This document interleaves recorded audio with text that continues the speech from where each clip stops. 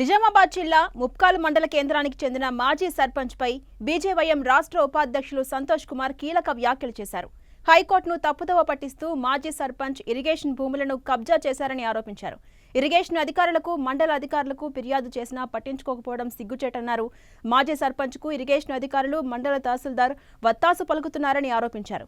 అధికారుల తీరు మార్చుకోకపోతే రానున్న రోజుల్లో తగిన మూల్యం చెల్లించుకోవాల్సి వస్తుందని సంతోష్ కుమార్ హెచ్చరించారు.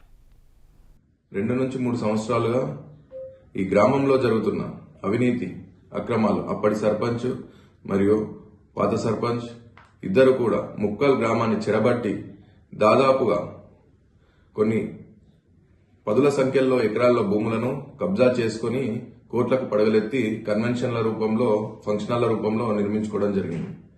దానికి సంబంధించి ఆ conventional Lakshmi canal and NH44 junction లో ఇరిగేషన్ బౌండరీకి సంబంధించిన భూమిలో షటర్ల నిర్మాణం, టైర్ పంక్చర్ షాప్ ఏర్పాటు చేసుకున్నారు. ఇది ఫెన్సింగ్ చేసి, ఇది నేను చెప్పలే, ఇది ఇరిగేషన్ అధికారులు ఇన్స్పెక్షన్ చేసి ఈ ఫెన్సింగ్ ఉన్నది ఇది తీసేయండి, పక్కకు 2 అన్ఆథరైజ్డ్ కన్స్ట్రక్షన్ ఉన్నది తీసేయండి అని చెప్తే అప్పటి బీఆర్ఎస్ నాయకులు, ప్రస్తుత కాంగ్రెస్ నాయకులు ఈ అక్రమార్కుడికి ఎవరైతే ఈ కొమ్మల శ్రీనివాస్ అనే వ్యక్తున్నాడో ఈ అక్రమార్కుడికి అండగా నిలిచి దీన్ని తీయకుండా కాపాడుతున్నారు.